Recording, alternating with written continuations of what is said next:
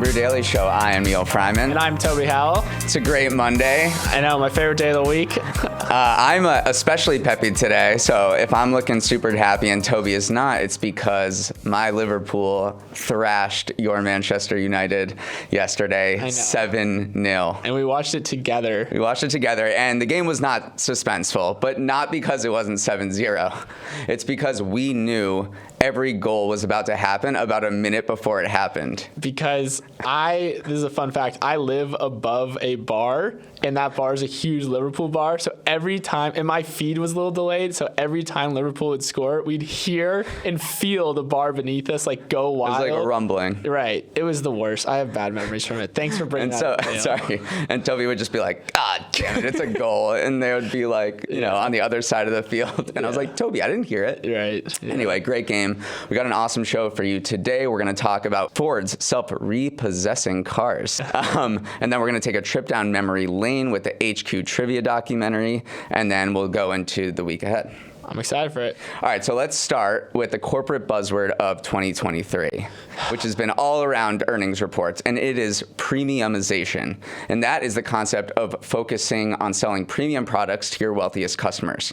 And every company seems to be leaning into this strategy right now. The New York Times came out with an article this weekend that showed that premiumization has been referenced in almost 60 earnings calls and investor days in just the past 3 weeks. I thought AI was like the buzzword of the year, but premiumization, it makes a lot of sense when you get down to the brass tacks of what it actually means. Wealthier customers have more money and therefore can buy more expensive products. So it does feel like they just branded maybe a simple business concept, but some of the examples that were included in the piece were pretty eye-opening to me. Right, and I'll run through them because typically you associate this with airlines and first-class passengers and maybe credit cards like American Express that are focusing on super wealthy customers. But we're talking donuts. Krispy Kreme, last year it offered super bargain deals, and now it aims to generate excitement around our premium specialty donuts.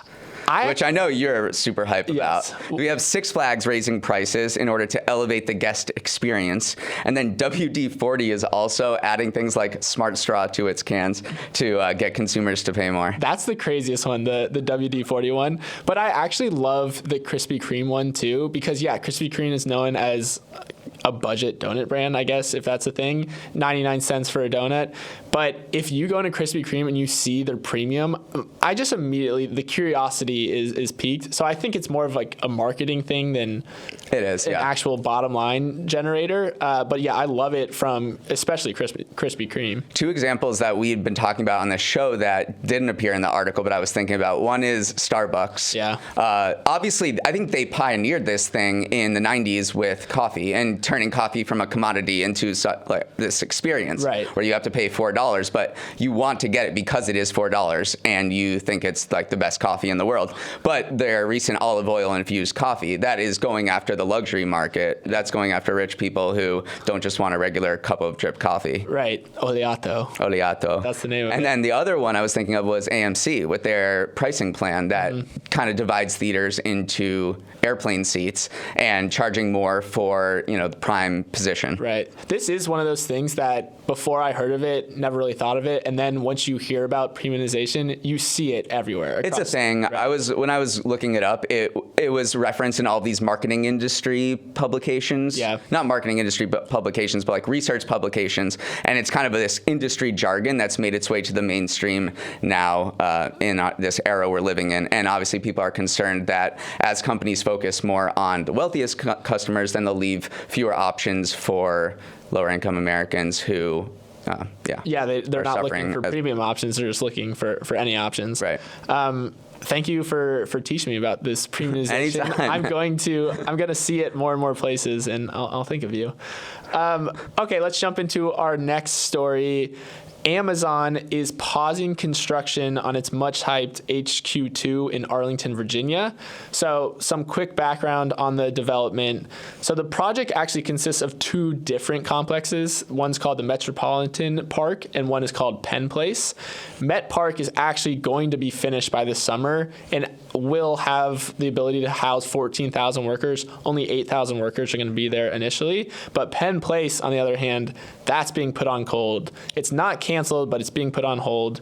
So, Neil, there's a few directions we could go with this story, but I actually want to take us back to 2018 when there was this almost like bachelor-style competition Good point. from local municipalities to lure Amazon to its town. Do you remember that crazy era? Of course I remember, because it was one of the first years at the Brew, and we were covering it a lot. And also, I'm kind of a commercial real estate economic geography nerd. So, and I kind of worked in this industry beforehand of economic development and luring companies to particular places. So this was, of all the news stories that I could possibly be focused on, this was number one. Yeah. And it was just an absolute circus. And so now that circus happened, Arlington, Virginia won, which was a little surprising to some people. Well, they split it with New York, and then New York, after all of this recruitment, New York was like, actually, we don't want it. Right, yeah. So they stuck it in Northern Virginia.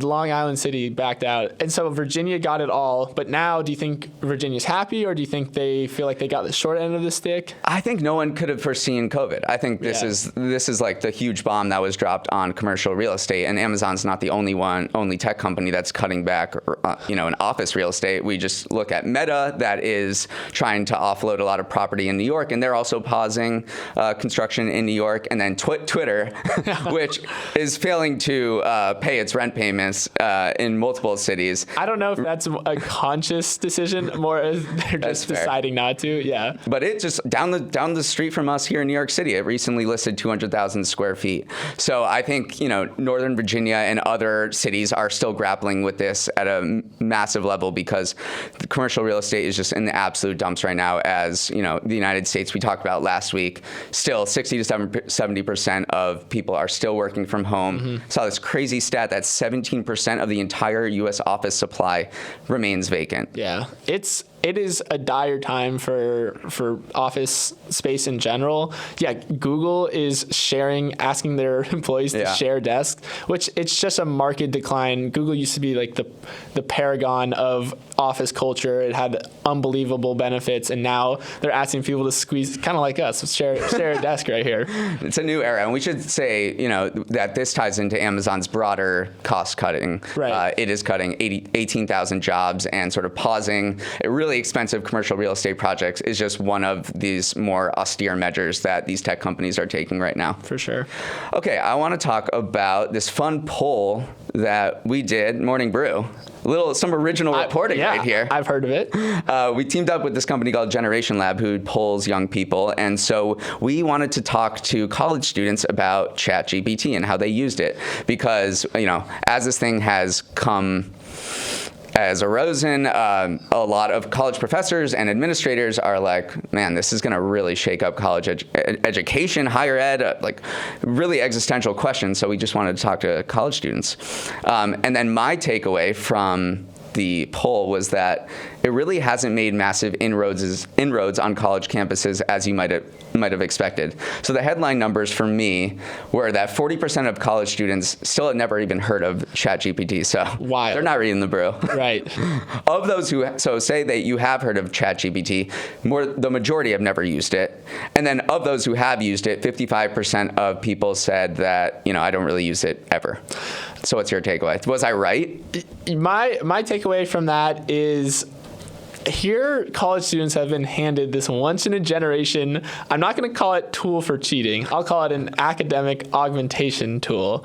I cannot believe more are not using it. 60% is very low to me in a sense, because this tool should be just slamming the college student market. And apparently it's not. Maybe it's because we're in more of a bubble than we think, that we're talking about it more often. But I really thought ChatGPT escaped into the mainstream, but this is kind of showing maybe it's not as big as we thought. I think it's a little intimidating to use. I know you disagree, but I think there is a barrier to entry for people to know how to query it and get useful things from it, because that was a big concern of people who didn't use it. They were just like, I don't have a use for this. Right. It is not useful to me. Right. So that was kind of interesting. But speaking of the augmentation tool, we did find that 17% of students who've heard of ChatGPT said they know of friends who used it for cheating. Yeah. See, that's the stat that I think finally the students are telling us the truth, because that is how you would use it. Interesting to see ChatGPT and how it probably isn't as widespread as we may have thought. Yeah. Any final thoughts? My final thought is that there are power users. We kind of have this whole narrative that no one's using ChatGPT on college campuses, or they're not using it that frequently. But there's a small subset of people that this is their life, and the way, not their life, but they use it a lot and they find it useful. And the way that I found that out is asking of them whether they had it bookmarked on their browser, and a quarter of them did. Okay, so there are people. There is a cohort that is ChatGPT ride or die. All right. Okay, Neil. Let's jump to the automotive industry. Ford Motor Co. has filed for a patent on technology that could remotely shut off either your radio or air conditioning, lock you out of your vehicle, or even prompt it to ceaselessly beep inside the cabin if you don't make your car payments on time. This is extremely alarming. Obviously, it's just a patent for now, but as you dig deeper into this patent, you keep finding more and more absurd cases for it.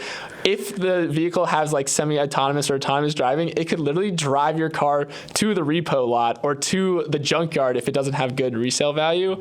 It's very interesting. Obviously, it's just a patent, but what was like your first reaction when you heard this news? Yeah, freaky, dystopian, everything they warned us about with connected cars. There are some amazing things about self-driving vehicles and all the software that's being put into cars. I know you love how, this update that Tesla can issue over the software. Yeah. But this kind of shows the downsides in that I read this article in The Verge, and it was a really good point. He was like, cars offer freedom, right? Like, you get a car when you're a kid. Yeah. You're like, this is freedom. I don't have to listen to anybody. It's all just happening in my car. No one can like kind of peek on me, and I can get away from my parents. And the idea of a connected car like kind of eliminates the entire concept of freedom in cars. Right. So that was a really interesting point that I thought. It also just speaks to the broader subscriptionification of cars. That's like premiumization, but I just made it up. Subscriptionification. 6 out of 10. Where I think Tesla, did kind of start it with you can buy software updates that improve the performance of the vehicle. The biggest one being self-driving capabilities. But BMW last year rolled out an $18 a month subscription for heated seats. So it almost is the premiumization too of cars, where if you want these additional features, you can pay for them.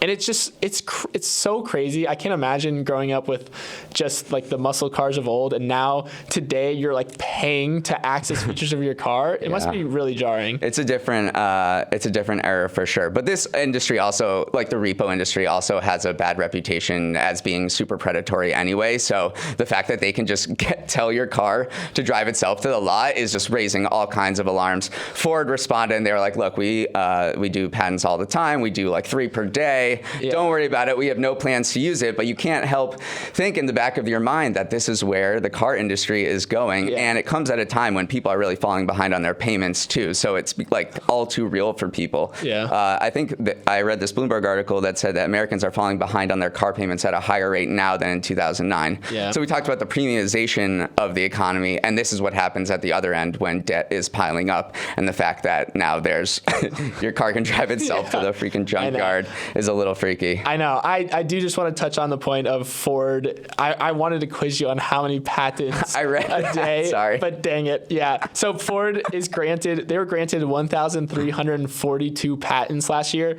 So yeah, even though that this particular one kind of made headlines, it does seem like Ford files so many patents. It is more than 3 a day. Did you read it? Like, someone put a lot of effort into thinking about this. Right. And I don't think Ford is the only car company that is actively thinking about this. Right. So it is, maybe it's a little freaky. You get caught on your behind on your car payments, and now you're sweating because they turned off the AC. Yeah. That's my nightmare. I read all of the different lists about what could possibly happen, but my nightmare is just driving on the highway in August, 95 degrees, and your back, no air, no AC, and your back is just sticking to the seat, sweat pouring down your face. That is the worst. I'd rather have my car drive itself to the junkyard. That's funny. Ugh.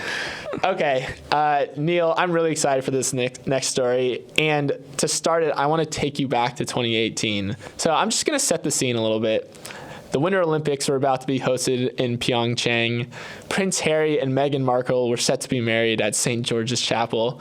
And HQ Trivia was about to set its concurrent view record of 2.38 million players. It's a lot of people. The reason why I'm bringing this up is it's because a documentary released last night, actually, from CNN, kind of detailing the rise and fall of both the show. It heavily featured the show's old host, Scott Rogowski, who is actually a former Brew employee as well, former host of Business Casual podcasts.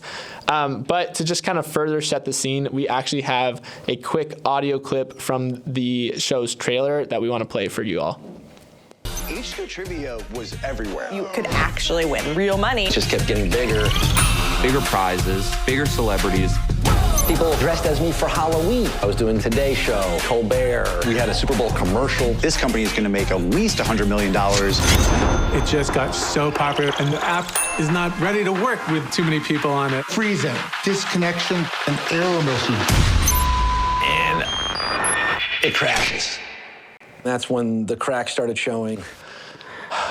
First of all these business documentaries have the same kind of vibe. I know. Like the WeWork, all very those. dramatic. But yeah, Neil, what is kind of your first thought when you hear the quiz daddy Scott Rogowski's soothing voice again? We played it a lot during the early days of Morning Brew. We would stop everything we were doing, and we were grinding really hard in those days. And we would just play, and it was super popular. And everyone at the WeWork we were in would play, and so it was this great communal thing. Yeah. I only have super fond memories, and I think I only got one question away from winning. Yeah, I mean, if anyone could, it would be you. So, but you're deep on this story, so I want to know the juiciest bits of tea from WeWork's HQ Trivia's implosion. Yeah, the reason why this is still such a hot button issue is because people have such good memories for it, and they're like, why did it go away? And some of the reasons are not as sexy as you might think. Like, it was just kind of mismanaged. There was some infighting between the two co-founders, who were actually the co-founders of Vine. I feel like a lot of people know that, but not everyone. Yeah. So the juiciest bit, though, is one of the co-founders, Russ Yusupov, was kind of a little bit jealous that maybe Scott Rogowski was the face of the brand that he created. He was the more outgoing, the more public-facing figure. His other co-founder was more the technical side. And so on the eve of this power struggle between Russ and the other creator, Colin, Russ actually left a voice message to Scott Rogowski saying, Scott, we're going to make you CEO, and we're also going to start a reality TV show following your path as the CEO and host of HQ Trivia. And it was like a subversive power play. Like, he was both jealous of Scott and also saying, like, oh, maybe you should be CEO. So that was kind of like the big takeaway, that there was a lot of infighting, a lot of drama going on behind the scenes. And it's still relevant today because so many companies have tried to replicate the success of HQ Trivia. I think Facebook launched a game show platform that they shuttered a year later. TikTok is trying, they did it just last month. We talked about it on the show, that they were doing a live trivia in the form of HQ, inspired by HQ, and it kind of was a massive flop. So we really haven't seen any interactive live game show capture the success of HQ Trivia, even though I remember back in 2018, everyone said live interactive was the future of TV. Right. But nothing's captured it. The spiritual successor, weirdly enough, is probably Be Real, in the sense that everyone does the same action at the same time. And even that is struggling. Like, it's kind of following the same trajectory as HQ Trivia, where massive adoption, it's a huge thing for a lot of people, and then slowly daily active users kind of level off. Yeah, it's just, this thing is really hard to execute. Scott was a great host. They had great little experiences, and so they just did a great job with it, and it sucks that it all fell apart. I think the spiritual successor is Wordle. Yeah. There's nothing that has captured people in terms of like the trivia puzzle game space like Wordle in the past couple of years, and you don't have to play that concurrently, but That's super popular. That's probably why. Yeah. Okay, for our final little tidbit, we are going to look at the week ahead, which is absolutely packed. On Friday, we were preparing for this segment. We were like, what the hell? Is there anything that's going on next week? There's a lot. And then over the weekend, I was compiling this. It's known as Hell Week on Wall Street because stocks are running through the wood chipper right now. There's a couple different things that could halt their run, and it's a very short run at that. Jobs report on Friday. Continued job growth would mean the Fed has to hike interest rates longer, which hits stocks. It's sort of this good news, bad news situation. Jerome Powell's also testifying on Capitol Hill on Tuesday and Wednesday. And whenever he talks, it's a huge event. News, whenever he said anything. Yeah. And then finally, Biden is unveiling his budget on Thursday. Hopefully we can kind of escape through Hell Week. I love that there is a Hell Week on Wall Street. All right, I'm putting you on the spot. Are we up or down for the week, S&P 500? I think up, because here's the thing. People know Hell Week's coming, which means it's already priced in. It's already priced in. Yeah. So That's a classic. Yeah. What else do we got? Some daylight savings time, which we talked about on Friday, which definitely drew some very intense opinions. Yeah. But it's still happening. Daylight saving time begins Sunday morning, so I'm so excited. it's gonna be good. I can't wait for it. I know, but getting up is gonna suck. I know. Yeah. We do report for the show relatively early in the morning, so we're gonna be in the I dark. really like it being light out when I wake up now. So I'll just have to deal with that. That's a me thing. That's a me thing. And then March Madness is almost here. This is the conference championship week. It's arguably just as fun as March Madness itself. So exciting. And then Selection Sunday is March 12th. So everyone prepare your brackets. Look, we should start. We've been kind of planning, like, are we going to do a Morning Brew Daily, like, bracket pool? Yeah. So if you have any ideas of something you'd want to do alongside us, then send it our way. Absolutely. And then the final few things to look out for this week, we have the Hindu Festival of Holi on Wednesday, which was a blast at Maryland with all the paint. Yeah. I always remember that. So fun. So fun. International Women's Day is on Wednesday, and then the Academy Awards are on Sunday. And I watched my third Best Picture movie over the weekend, which was The Banshees of Inisherin, which was great. So what's your early pick? Tar. Okay. You heard it here first, folks. Tar, Best Picture for sure. Me and Lydia Tar, we're buds. Okay, that's our show for the day, kicking off Monday on a high note. Remember, we want to hear from you, so make sure you email us at morningbrewdaily@morningbrew.com. And a few shout-outs to our amazing crew. We could not do this without them. Show's producer and editor is Emily Milliron. Show's technical director is Justin Orlando. Supervising producer is Bryce Beloff. Lord of the Long Island Railroad is Dan Bauza. Hair and makeup was designated for assignment. Devin Emery is our chief content officer. Our show is a production of Morning Brew. Let's run it back tomorrow.